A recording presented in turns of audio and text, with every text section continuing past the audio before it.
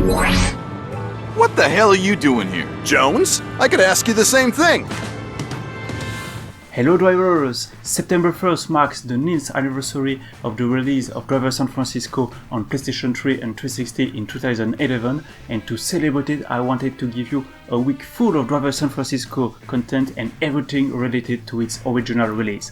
That's why we are going to start with Driver Nemesis, the official novel released alongside the video game, but don't judge a book by its cover because it doesn't have anything to do with the Driver San Francisco storyline. Indeed, the story is taking place between Driver 2 and Driver 3, while Driver San Francisco takes place 6 months after the event of Driver 3. It tells the adventure of John Tanner on an undercover mission in New Orleans on a trail on a new villain called the Indian. But, as the back cover suggests, the danger will start as soon as Jericho appears. It's written by Alex Sharp, but don't try to research him on Google because, as the first page of the book indicates, Alex Sharp is the pseudonym of an English thriller writer who has also written for stage and screen. I guess it's never a good sign when an author doesn't want his real name to be associated with his work, but I don't see why, because from my first impression, it does a great job to deliver a story from the Driver game world. I only bought a used copy of the book last year and I started reading it then, but I haven't finished it yet and I think I will have to start over from the beginning again to remember everything that has been going on.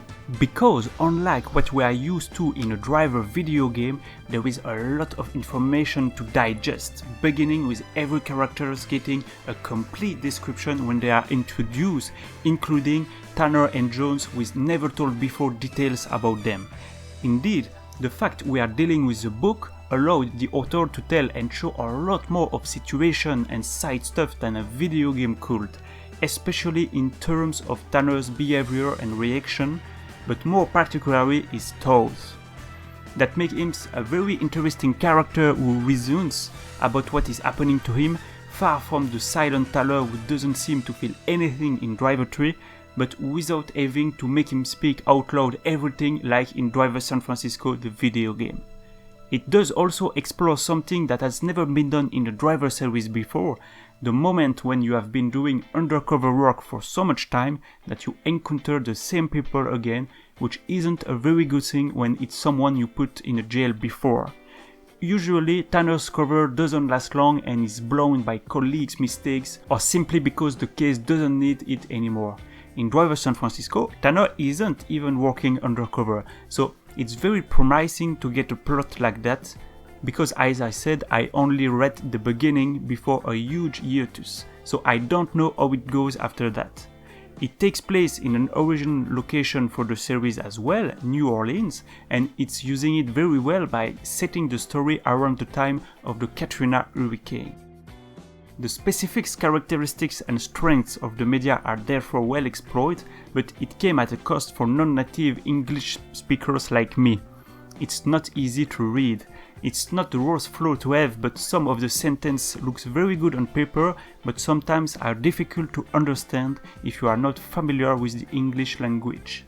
And with that much heavy description through the chapters going on, it can become tiring very quickly, especially if you are not used to read book in English. Sadly, the book is only available in English and was never translated, but it is worth trying to read even if you don't understand everything that is happening, as there is a lot of side stuff occurring which aren't that important for the main plot.